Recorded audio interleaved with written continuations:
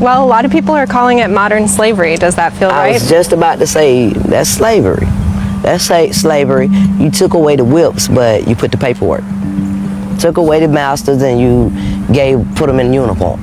Same difference, same difference. It kind of appears that there is a coordinated system in order to protect the labor that's created by the prison system. Walk into a McDonald's in Alabama, and the worker flipping your McDouble could be an incarcerated person. It's a sad situation, a way they getting rich off us.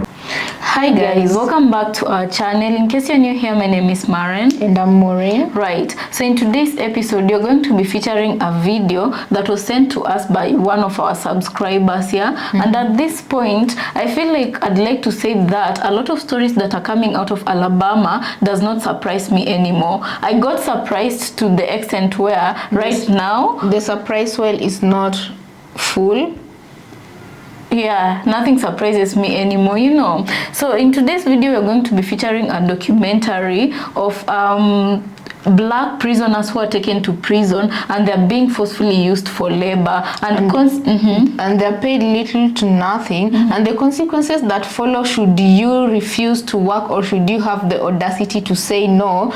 You know, it is quite punitive. Yeah, and we're asking at this point, because this looks like modern slavery, these correctional facilities, are they meant to correct people, or are they there to exploit them? And I feel like this documentary gives us that answer, yeah? Right, because, you know, such programs can help prisoners become better citizens, especially when they get out of prison. But it is bad when they use the very same policies to exploit these people to a point where these people have no say and they do anything to be kept in prison past the time they're supposed to be getting out of prison. Yeah, but guys, what are we talking about? Let's watch this video and then we come back and talk about it. You can leave us your thoughts and opinion on the comment section. Also consider subscribing if it's your first time here. Let's watch.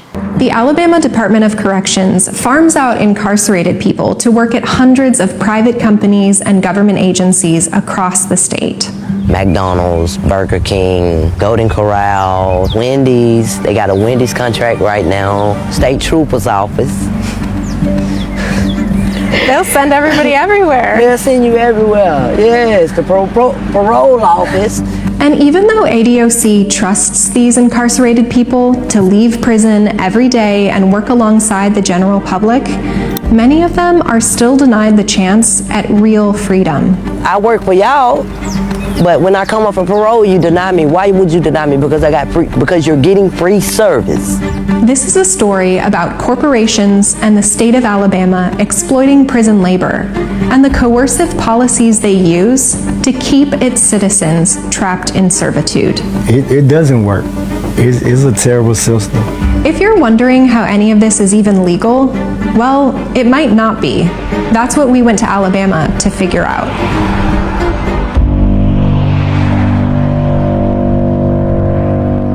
So yeah, could you just describe like how long you worked here? And I was here 18 months. I ran their kitchen by myself from 8 to 5 every Tuesday through Thursday. Wow, yeah. That sounds like hard work. It was. Elizabeth Thomas was in the Alabama Work Release Program for 5 of her 15 years in prison. So they had a combination of incarcerated people and free world people? Yes. Did you feel like there was a difference how they treated? Oh, most definitely. We work longer hours. Make the work release work over or work extra days, don't want to give you off days. Like, no, I gotta eat my health. I have to get rest. You know what I'm saying? I'm not a machine. But that's how they look at you, like.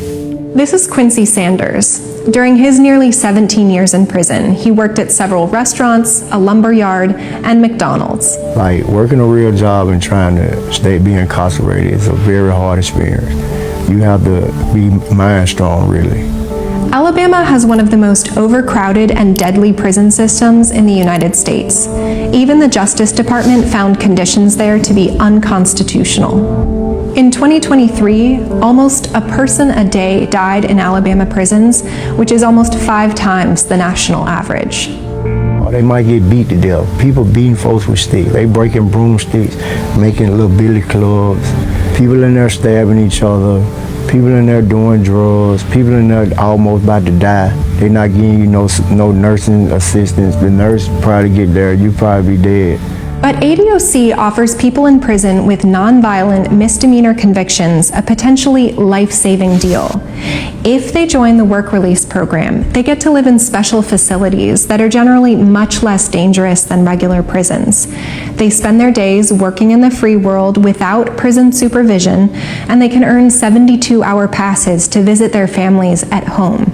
If you go out here and you do the right thing, you get to elevate, you get to grow, you get out of this facility. But what you didn't tell me is that you finna get all my money. That's what they didn't tell you. The state takes a 40% cut of every incarcerated worker's wages off the top, before taxes, plus an additional $5 a day for van rides to and from work, $15 a month for laundry, and then any restitution and court fees.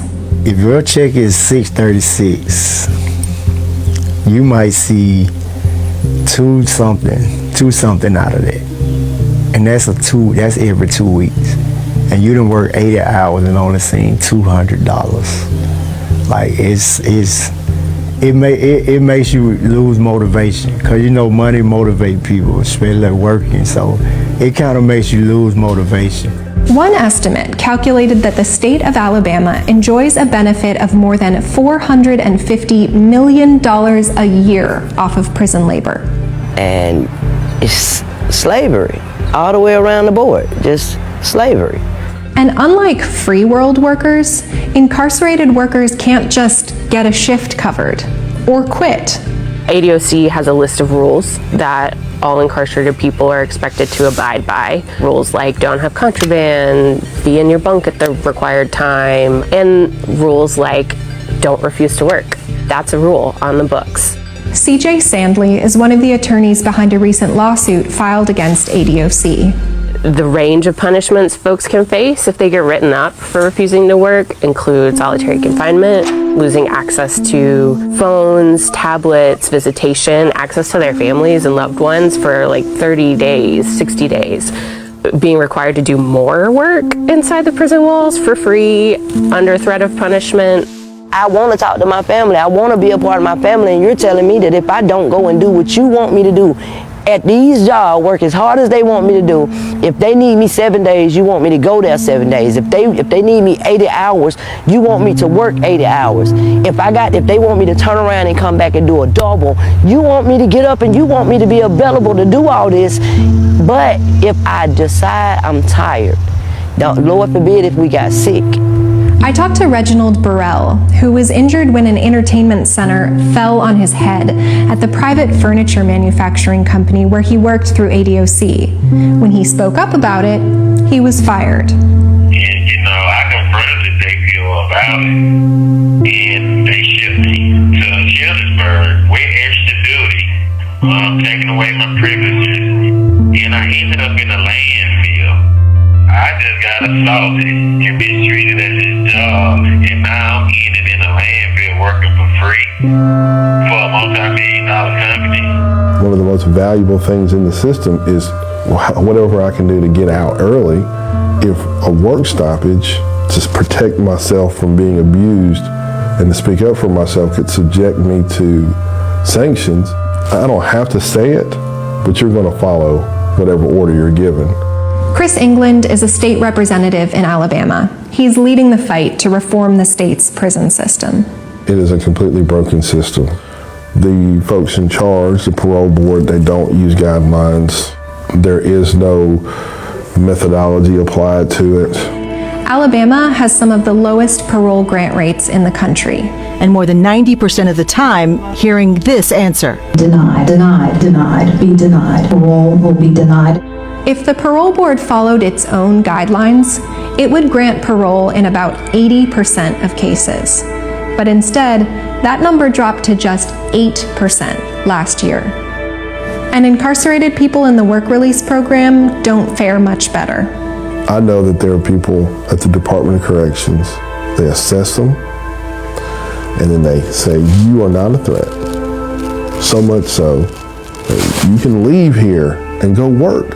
Some people actually go home for 72 hours on a weekend and are told, we trust you to the point where you do whatever you got to do. We'll see you Monday morning, 8 o'clock.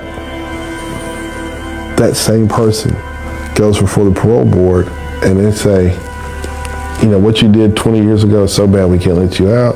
You are a threat to public safety, but make sure you're at work tomorrow morning. A federal lawsuit claims that 235 people in the work release program were denied parole in fiscal year 2022. So if the system is operating as designed, what is the point of the system? It appears labor is.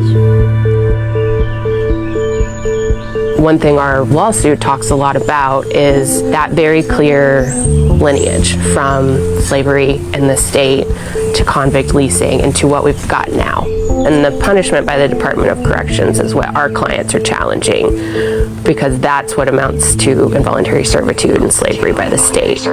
After the Civil War, the 13th Amendment abolished slavery, with a key caveat. Forced labor was still allowed for people convicted of a crime. And the states adopted a copycat of this federal amendment. But here's the thing. In 2022, Alabamians made a historic vote to remove this exception. The state has a new constitution. Voters overwhelmingly agreed to make our state constitution free of racist laws and language. However, right after the voters of the state changed the state constitution, the governor and the Department of Corrections really doubled down on the punishment for refusing to work. So the people closed the loophole and then the governor went around to open it up again, basically. Yeah, that's right. So guys, welcome back. Let us know what you think about that episode you just played, yeah? For those who think that slavery ended, yeah, let's just say in today's society it manifests itself in different ways. And being that African Americans are the highest percentage of people who get incarcerated in America, yeah? And you know the funniest thing is the media has made it to such a way that it has desensitized other races towards the plight of Black Americans in such a way that should things like this happen, people won't feel their pain. That's very true. Take a minute for that to sink in. I feel like it's quite sad that some people have to live like this, because human is to error and sometimes people do make mistakes, yeah? Right, and as I said in the introduction, programs like this would be good because, for one, it would help these prisoners when they're coming out of prison to have a variety set of skills that they can pick up their lives from. Yeah. But it becomes so bad when they use these very systems to even deny them parole, because they don't want their labor force to escape or get out of prison, because they are benefiting from that. Yeah. And this is why it just reminds me of these movies that we usually watch. I don't know how many of you have seen Riverdale, the prison that this Veronica's father was building. What was his name? Hiram Lodge. Yeah, the prison that Hiram was building. Underground, the underground of that prison contained a place where the strongest prisoners would be taken to fight, and they would make him money. And this is why up until today, I usually really wonder if private companies come to you and say they're helping the government build a prison, a new beautiful prison, blah blah blah. What you need to ask yourself is, what are they gaining in return after building these prisons for people? Yeah, it would be a different story if genuinely these correctional facilities were doing exactly that and they were correcting the behaviors of these people, you know. But I would say personally that this is modern day slavery, because like the first lady who was speaking, like she said, you're going to work from 8 a.m. to 5 p.m. and sometimes she was the only one who was holding down the kitchen, and this is just one person, but the person who's using her to make money is just seated somewhere looking at his investment and being happy that they're not paying. His slave is working. And you know how different of is this? $600, $200 is given to you. That means $400 is gone. alone. Who is getting this $400? Yeah, they're even charged for the transport. What is it called? The transport that they're given to take them to work, back to and fro. And I'm like, is there no money? I'm sure there's some money that the government normally gives for this, to prisons to take care of whatever it needs to be taken care of. So where does that money go? Because these ones are charged for, you know, even laundry. Yeah, and you know, even if these people get tired and whatnot, they'd rather just go work there because the alternative of not working there is very punitive. Can you guys imagine what solitary does to a person? Yeah, and I'm like, why do you need to force somebody if indeed you need to instill something in these people? Yeah. If you look at real world, people have the will to go and work, and that's why we have lazy people in society, because not necessarily lazy, but lazy to the extreme, yeah? Because you can choose to go to work, you can choose to look for work. In the outside world, the consequences of not going to work is becoming homeless because you don't have money to pay for ABCD, this and that. Right. In prison, I feel like these people should also be left alone, so such that if you don't work, you don't get money in your commissary, stuff like that. You don't get some benefits, yeah. Right, but isolating someone and depriving them of literally the thing that, depriving them of the thing that makes them human, that is like really just breaking somebody down to a point where when they get out into the society finally, they'll be feeling worthless. Because you see how this lady is speaking, the black one, she looks like she doesn't believe she deserves more than what she has right now. And you know, they take the best years of their lives to work. So by the time they're getting out, they've been used so much that even when you get out there, you no longer have that strength or energy to go work in the same jobs that the prison was making you work for. Because when they join these programs for working, they are promised that if they are good employees, and more so if they do behave, they'll be given parole. But guys, do you wonder why Alabama has the lowest rate of parolees? Yeah, I really wish the lawyers who sued them the best of luck, and I hope that system is gonna change. But to be quite honest, okay, I'm grateful for this documentary that it's out and it's shedding light into what's happening. But to be quite honest, it looks like people who are very powerful are behind such programs, and they're benefiting for as long as they wouldn't allow people to interfere with their money. But I do feel like this is the start of something, you know, something that will bring about that change, you know. Right, because guys, sometimes we usually say for you to live in a glass house, sometimes some people have done some pretty nasty things out here that when they themselves would have been submitted to whatever they're doing out here, they wouldn't handle it. Yeah, I normally say just look at that person who's living in a glass house. Yeah, that they've person not who has gotten their money correctly. That person who's got the best views. These people have not exactly been fair in their dealings for them to get to where they are. Yeah, very few people get to that glass house by following, you know, the right ways of earning a living, but there are very few. You know, I even saw some days ago on TikTok, there is this page that tries to push this narrative that crime does pay. You've seen it too, right? I don't think so. I don't. If I okay, have, so I don't remember. Many of the videos they post videos of affluent lifestyle, you know, like people living in affluent places doing just very lavish things, and then they say that they caption there, crime does pay. You know, they're playing into people's psyche so that they can be able to do anything to achieve that lifestyle. So you'll find people like those ones who are willing to do anything to achieve those lifestyles. They're gonna pry or prey on the weak who are not willing to go that mile. They'll make them their prey. And it's quite sad, you know. So Black Americans are the highest incarcerated group in America. And also keep in mind that much as there are people who deserve to go to jail, there are also a big number who are innocent in those jails. Exactly. There was a time I saw on TikTok of palm-colored cap, a woman who stopped a black guy, and thank God her body cam was recording, because she wanted to look for a crime on him, but he was innocent. He didn't have any mistake on him. The only thing he was driving with was liquor, but it was still sealed. It was still sealed, not opened. He wasn't drinking, none of that. He was going to take it out when he got home. Yeah. So when this lady went into the, and because he was driving a very beautiful vehicle, I don't know, the racism of this white lady just came out. It exploded. Yeah, she decided to open the alcohol, smear it in the car a little, and then she came out with the bottle and lied that the man was drinking. Yeah, he had drunk the bottle half. Yeah, so this guy ended up taking them to court, and the body cams were released, only for them to find out that the female cop that was guilty of that charge. Yeah. But for some weird reason, she was acquitted. No, she wasn't acquitted. Was she not? She was let go. But the punishment of such people is normally not severe, because can you imagine if this guy had gone to jail? That's why I'm saying a time should come where black people have control of certain systems, so that these very people who are unfair, because it's not all of them, you also find good white people, but these particular ones who are unfair should go through the exact same treatment. They'll become humble in less than a day. I wish they could go somewhere where they find a system that puts them through the same things in the same fashion they put people through. Or I pray those racist people, they go to South Africa and encounter a black officer. That's all I'm gonna say.